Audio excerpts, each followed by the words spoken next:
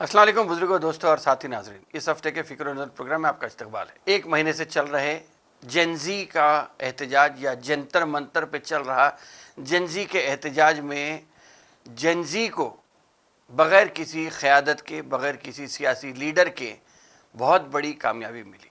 BJP का घमंड, वज़ीर आज़म नरेंद्र मोदी का घमंड और आरएसएस के घमंड को जो ठेस पहुंची है, वो मुल्क का नौजवान ये बता दिया है कि वो ख़तरे से दरिया बनने का काम कर सकता है। जंतर मंतर में जमा होने वाले नौजवानों ने बीजेपी के इस अमर को तोड़ दिया है, जिसमें बीजेपी का ये मानना था कि हम किसी भी प्रेशर के आगे नहीं झुकेंगे। लेकिन बिल आखिर बीजेपी को झुंगुरों ने अपने घुटनों पर लाके छोड़ दिया है। चीफ जस्टिस ऑफ इंडिया का एक रिमार्क इतना महंगा पड़ा बीजेपी को कि बीजेपी खुद उसको टैकल करने में परेशान हो गई और बीजेपी को बिल आखिर धर्मेंद्र प्रधान का इस्तीफ़ा लेना और फिर पार्लियामेंट में एग्ज़ाम से मुताल्लिक़ बिल को लाने में बीजेपी कहीं अपनी पशेमानी को छुपाने की कोशिश करते हुए नज़र आई। ये हिंदुस्तान की सियासत का एक फंडामेंटल, बल्कि मैं ये कहूँगा कि फंडामेंटल या स्ट्रक्चरल, बुनियादी या ढांचे की तरफ जो तब्दीली आई है हिंदुस्तान की सियासत में, इसे कोई मामूली बात नहीं समझी जा सकती। सिर्फ नीट पेपर के ऊपर जिस तरीके से लोगों ने या बल्कि नौजवानों ने जो बग़ैर किसी तजुर्बेकार सियासी लीडर के सिर्फ नौजवानों के वहाँ पे जमा हो जाना, या ये समझिए कि अभिजीत दीप के जो अमेरिका में बैठे थे, उन्होंने कॉकरोच जनता पार्टी को ऐसे ही तंजिया तौर पे वहाँ पे शुरू करना, इतने लोग उससे जुड़ जाना और लोग वहाँ पे जुड़ के अपना गुस्सा जो नकारे हैं, वो बीजेपी को काफ़ी महंगा पड़ा। इससे पहले किसानों ने भी एहतजाज किया था। बीजेपी ने उस वक्त बिल को वापस लिया था, मगर किसी का इस्तीफ़ा या कोई चीज़ और नहीं हुई थी। लेकिन इस मर्तबा ऐसा लग रहा कि अब बीजेपी के कदम डगमगाने लगे। वोट चोरी हो, चंदा चोरी हो, या पेट्रोल चोरी हो, या पेट्रोल में इथेनॉल मिलाने की बात हो, या फिर पेपर की चोरी हो, अब ऐसा लग रहा है कि आहिस्ता आहिस्ता बीजेपी की खली खुलती चले जा रही है। क्या बीजेपी और आरएसएस में इख्तलाफात भी इसकी वजह बन सकते हैं? शायद मुमकिन है कि हो सकता कि जो चीज़ जो अपनी आप को पार्टी से बालातर बताने की जो कोशिश है, उससे डरकर आज बीजेपी काफ़ी परेशान नज़र आ रही है। उत्तर प्रदेश में अगले साल इलेक्शन होने जा रहे हैं। अब बस ये है कि मुसलमानों ने जिस तरह सब्र और तहम्मुल से अब तक काम लिया है, वही अगर चलता रहा तो मैं समझता हूँ कि एक साल में बहुत बड़ी तब्दीली भी हो सकती है। अब इसमें हमारे कुछ दल्लाल लोग अगर पहुँचते हैं तो फिर से बीजेपी को एक तक़वियत मिलने का ख़दशा है, इम्कान है कि बीजेपी उसका भरपूर फ़ायदा उठाएंगी। इसलिए कि जेनजी के या जंतर मंतर के एहतजाज में भी कहीं ना कहीं मेन स्ट्रीम मीडिया को लेकर बीजेपी ने ये कोशिश की कि इसे भी कहीं ना कहीं हिंदू मुस्लिम का रंग दिया जाए, ताकि वो अपने धर्मेंद्र प्रधान को, जो उड़ीसा में 19 में से 18 सीट जिताने में कामयाब हुए, जिन्होंने बिहार की स्ट्रेटजी में बहुत अहम रोल अदा किया था, उनको बचाने की बहुत कोशिश की। लेकिन जो ऑर्गेनिक मोबिलाइजेशन हुआ था नौजवानों का, वो कहीं ना कहीं बीजेपी को भारी पड़ता हुआ नज़र आया और बीजेपी बिल आखिर अपने प्रधान नाम के उसमें या प्रधानमंत्री के उसमें मंत्री का इस्तीफ़ा लेने पर बीजेपी मजबूर हो गई थी।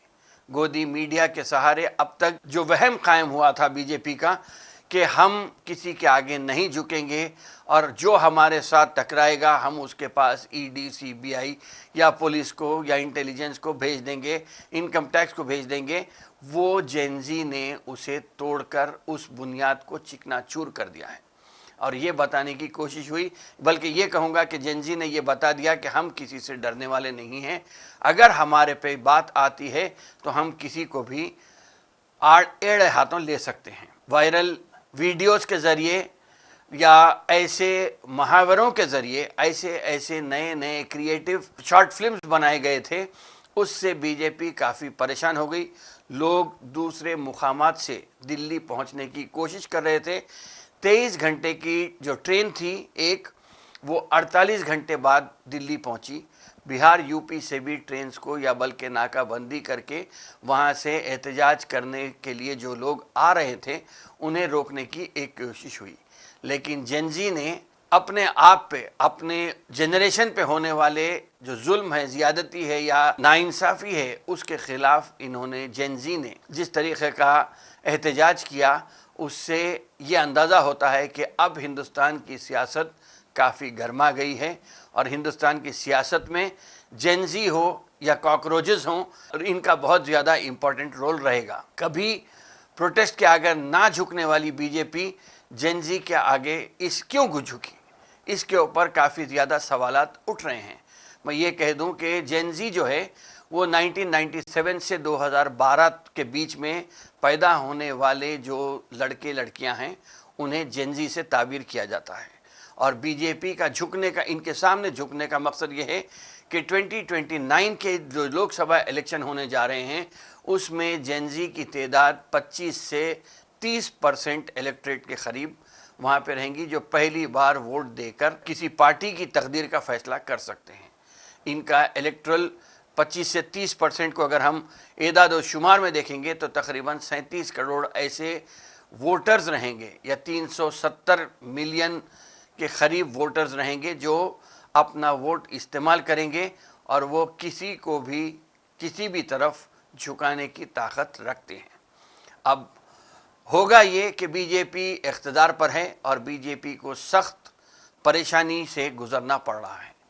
अब ज़ात पात, हिंदू मुस्लिम का जो सियासत चलती आई थी, जो रिवायती सियासत बीजेपी चला करती थी, वो कहीं ना कहीं अब उसका ख़ात्मा नज़र आ रहा है।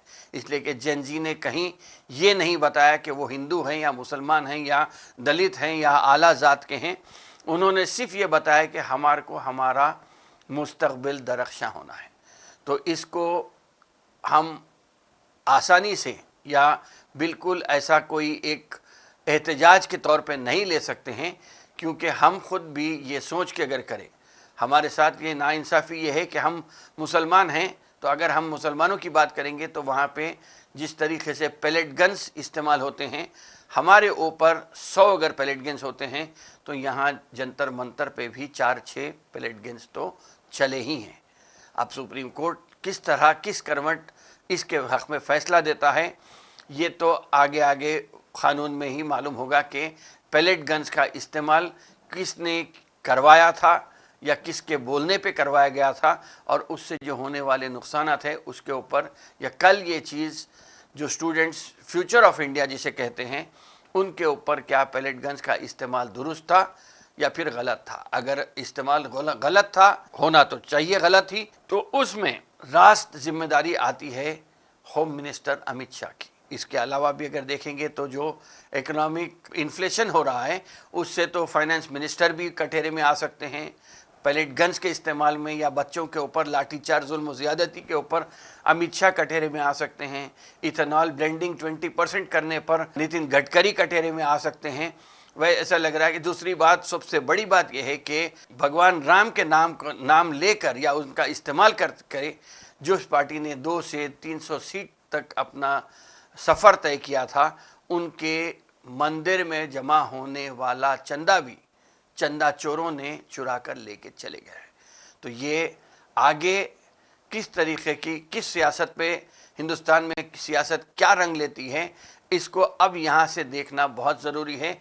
लेकिन मैं फिर से कह रहा हूँ, सब्र के साथ हम रहेंगे, इस्तिकामत के साथ अगर हम रहेंगे और अपने राह पर अपने मंजिल की तरफ अगर हम तवज्जो करते हुए आगे बढ़ेंगे तो हमारे लिए ये सबसे बेहतरीन मौका है कि हम अपने मंजिल को भी पहुंच सकते हैं, अमन व सुकून को भी कायम रखने में, और ये जो अटेंशन डाइवर्जन गैंग दिल्ली में बैठी है उसे शिकस्त दे सकते हैं।